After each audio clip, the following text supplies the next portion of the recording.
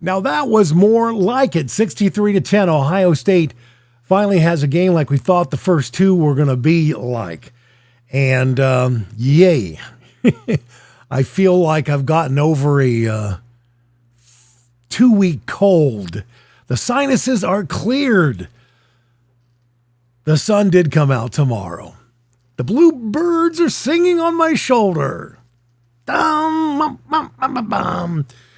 I know it was Western Kentucky. And Notre Dame is next. But man, you just got to feel a little better, right? Okay, so I'm going to go through all this as fast as I can. I'm going to grade the position groups. I'm going to give McCord an A. Want to give him an A+. Saving that A+ for this week, because there is room for improvement. He did miss 4 of 23, but an A. Running back room, A. Wide receivers, A+. Tight ends, B+. And the offensive line, B. It's the best the offensive line has been so far this year. Defensively, A's across the board, corners, safeties, linebackers, defensive line, special teams, just an A grade all the way. All right, I'm going to give you my top 10 teams in the country, but first, let's look at the Big Ten. At number 14, Northwestern. Number 13, Illinois, which is very disappointing. I really, they may end up winning the West or being in the running last week of the season, but that only gives you an idea of how bad the West is. I mean, seriously, think about it. USC, Washington, Oregon, UCLA coming in. All 4 of those go ahead of every team that's presently in the West. Every one of them, including Iowa and Wisconsin. And I'm not even sure it's close. All right. Purdue at 12, Indiana at 11, which might be surprising, but they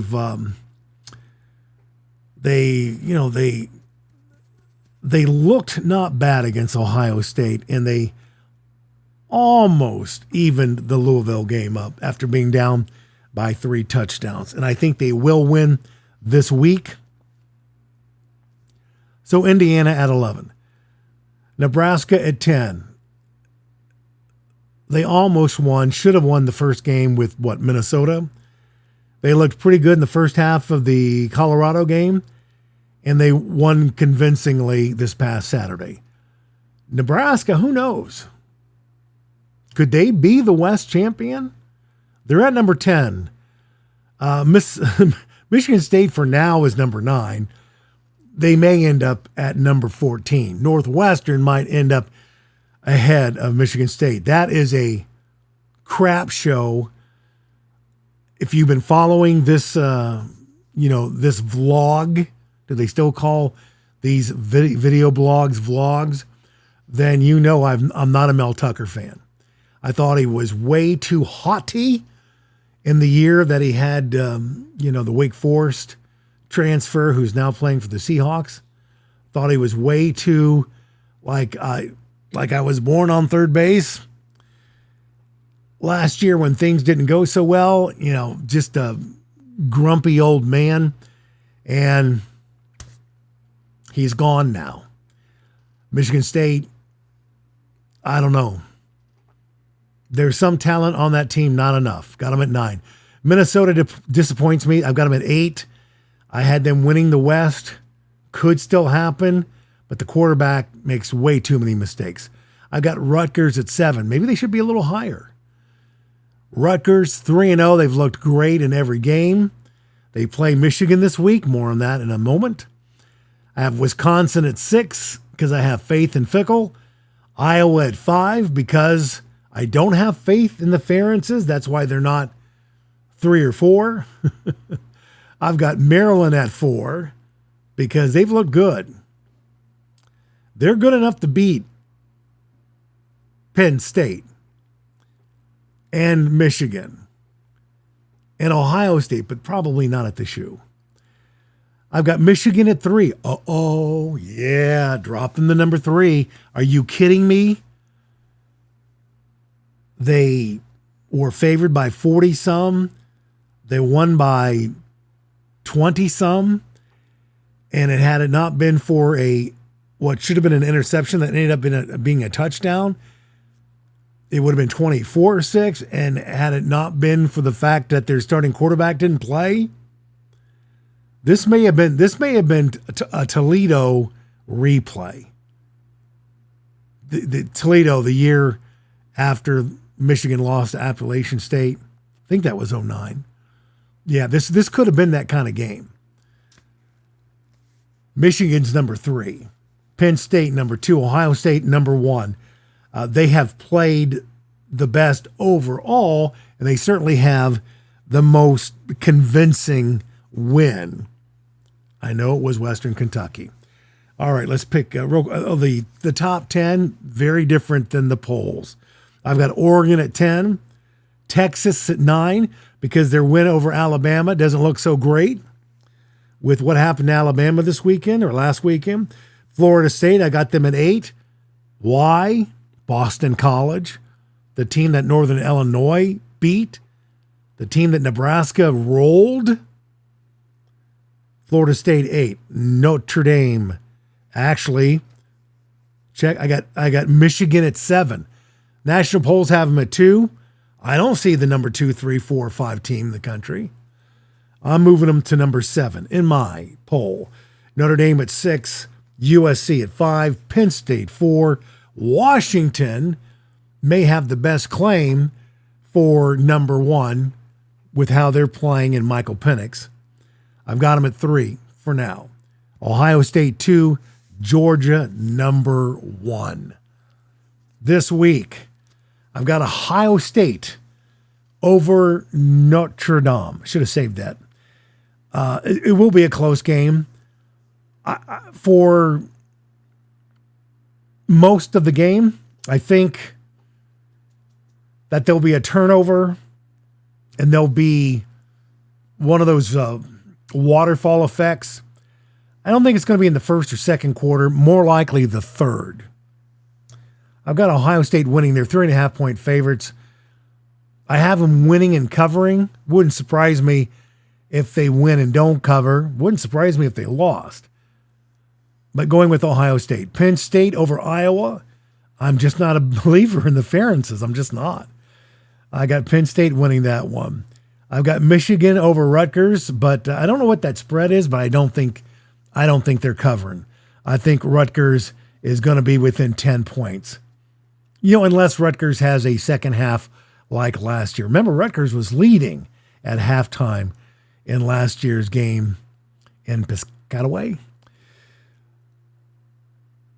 And I'm just going to hold out as a caveat that when I do my picks for the rest of the college, I may revisit the Rutgers-Michigan game and change my pick to a not only Rutgers covering, but being the upset special. I've got Maryland over MSU because Maryland has looked good and Michigan State hasn't. Minnesota over Northwestern. Minnesota hasn't looked great. Northwestern's looked worse. Wisconsin over Purdue because of Luke Fickell. I think Purdue's got some positive things, but they turned the ball over too much. Illinois over, who is that? Oh, Florida. They're playing Florida Atlantic or Florida A&M, something like that. I've got them winning, whoever that is. And I've got Nebraska beating La Tech. All righty. I'm going to blow through this very, very quickly. Ryan Day's thoughts at the presser today. He said the offensive line took a step in the right direction. They had a good week of practice last week. They need a good week of practice, especially today being Tuesday and Wednesday. Coach Freeman was quoted as saying they want to take an aggressive approach offensively and defensively. Ryan says whoever controls the line of scrimmage is going to win regardless. He says his players are geared up to do just that. What does Day feel most comfortable about his team so far? He said the wide receivers and the tight ends. Lots of guys stepping up, very balanced so far, the offense. Says the intensity was ratcheted up last week. Needs to happen again this week as well. The atmosphere will be electric in South Bend. Says Notre Dame's has quality corner play. I will give you, I think let me go to this last page. What is this fellow's name?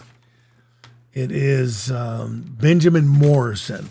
Says he's very good, but it's not going to change how they do the offense. That's what he's saying. Who knows? This guy you would think would be on Marvin Harrison, wherever Marvin Harrison lines up, but we'll see. Day said he won't be pausing to take in the atmosphere at South Bend. He's been there before, done that when he was a coach at Boston College. In regards to what he felt best about in the Saturday's game versus Western Kentucky, he said it was the passion, the energy, the violent playing is what he calls it. He said the intensity. It was there, needs to take it to the next level this Saturday night. Day says having James Laurinaitis on the Buckeye squad helps in the locker room, helps on the practice field, does not necessarily give them an advantage regarding preparation for Notre Dame. Of course, he could just be saying that. He says the linebacking room, the linebackers at Ohio State really like Laurinaitis. Obviously, he's the future linebackers coach when Knowles at some point gives that over and then he just stays with being the defensive coordinator. That's got to happen at some point. All right, what else do we have here? Day says Kyle McCord continues to grow, and that was self-evident versus Western Kentucky. Not everything's perfect. It's been a gradual build-up not only for Kyle, but the offense and the team in general. Lots of emphasis on having a great Tuesday and Wednesday practice, and that he actually gets more geeked about practices than game day. Do you believe that? I mean, I hope he's geeked up for the games. But if he's as geeked up Tuesdays and Wednesdays as he is for the games, that's a heck of a coach. There was a question from one of the reporters that was just, I couldn't comprehend what he was saying. I think I know what he was trying to say. He just didn't say it very well. Day humored him by sort of kind of answering the question this way. He doesn't believe that he's putting too much on Kyle's plate. And they're ready and willing to pivot the plan if necessary. Okay. In regards to emotions, Day said they've got it handled. No worries. Tim May said, was questioning whether Kyle McCord is ready for the big stage. Day said he's been on the sidelines for these big stage games for 2 years. This is year 3.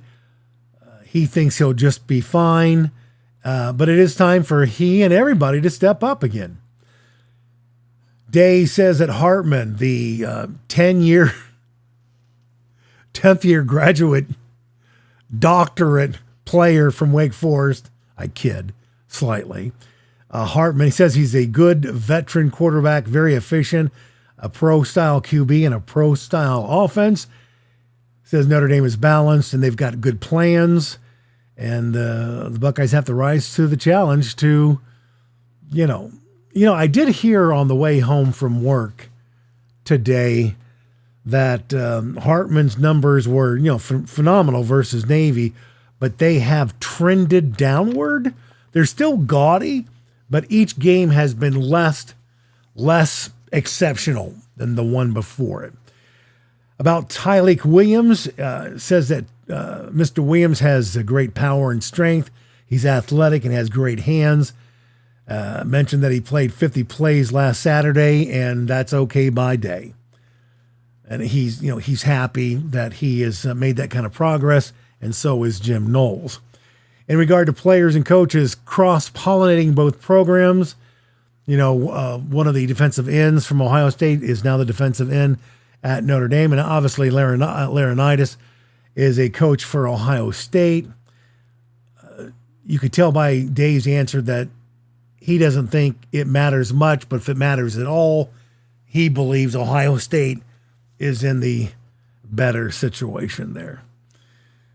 Oh, how much stock do you put in how Notre Dame played and schemed last year? He says they're just different on defense and offense this year. There's a new offensive coordinator. There'll be some references to, what they did last year, but he believes this is basically a new team and that they're in the now and not in the past and preparing for the Notre Dame team that they see on film so far. They talked about the rhythm of the game when asked about tempo. He likes to do tempo. He likes to go tempo. And he likes when the team has a rhythm. But it all comes down to execution. So if you're playing fast and incompleting passes, and I hate when they're like 3rd and 2 and they're rushing up to the line real fast. And then they hand the ball back to the back who's 5 yards. I hate that every blanking time. If you're going to do that, do a quarterback sneak and the momentum's forward. That hurry-up stuff has burned Ohio State more than it's helped Ohio State. But basically, Day says that it's situational, and whether they'll be up tempo. There are going to be times they do it, and times the situation will call for them not to do that. He kind of liked having the 3 tune-up games. Who wouldn't? He believes that they're better prepared for the Notre Dame game than had it been the first game of the season like it was last year. I mean, that's really obvious. It's kind of weird that the question was even asked. He said, Day always says the ultimate goal is to win the game. And they simply were not playing clean in the Indiana game or the Youngstown State game. They did, for the most part, versus Western Kentucky. How much does experience versus talent play a role in the game? And this question was essentially another Kyle McCord question, although it may have been thinly veiled. Hartman has all the experience. He's talented, but is he going to be a first 2 or 3 round quarterback? Most people think not, because if that would have been the case, he would have gone last year. So Day suggested that talent can overcome less experience, meaning McCord is more talented than Hartman and needs to show that this Saturday. Again, those are my words, adding, because that's basically what the questioner was asking and what Day was suggesting, that talent usually wins out, usually. Okay, regarding the Notre Dame defense, the corners play well, safeties and linebackers, they tackle well, they're well coached, they have veteran players, some will be next level players, they don't give you a lot of big plays. That's his take on the Notre Dame defense. Somebody asked if you've seen Kyle change this week. They said yes, there's more pep in his step, and he seems more confident. In regards to Benjamin Morrison, the outstanding corner for Notre Dame, says he's a very good corner, very talented, but that will not necessarily mean that Ohio State will do anything different to get around him or over him. Of course, that's what Day is saying. I mean, if you've got somebody, that guy's going to be on Marvin Harrison. Is there a way to get somebody other than Marvin Harrison matched up with that guy? If they can do that, they can pull it off, great, but they're not going to worry about it very, very much. He says that Henderson is running well. All the backs are running hard. The pecking order in Saturday's game was Henderson, Trainum, and Williams. He said that was just situational and circumstantial. It isn't necessarily always going to be that way. Williams could be the second person off the bench, but it just, whatever the circumstances dictate. If you need somebody to run it in from the 2-yard line, Williams is probably going to go in to do that. And Tim May asked another question asking if Chip Trainum has surprise day. Day said no, he works hard and he's a mature kid. And they knew that when they, recruited him the first time. So there you are. That is everything. This is the BBD, the Brother Buckeye broadcast. My podcast, my vlog. Subscribe. Hit the notification bell. Share your comments on what you heard Day and or Noel say today. Share with a friend. I really appreciate it. Was I yawning in this show? I know I yawned a lot when I did this the first time. Can't remember if I did that on the second take. But anyway, I'll be back tomorrow with a look at the rest of college football and give you the rest of my picks. It was a better weekend for me in my picks this past Saturday than the weekend before, but the games I missed were the games everybody missed, and you know which ones they were. Alrighty, have a good evening, a good day. Be safe, and go Bucks.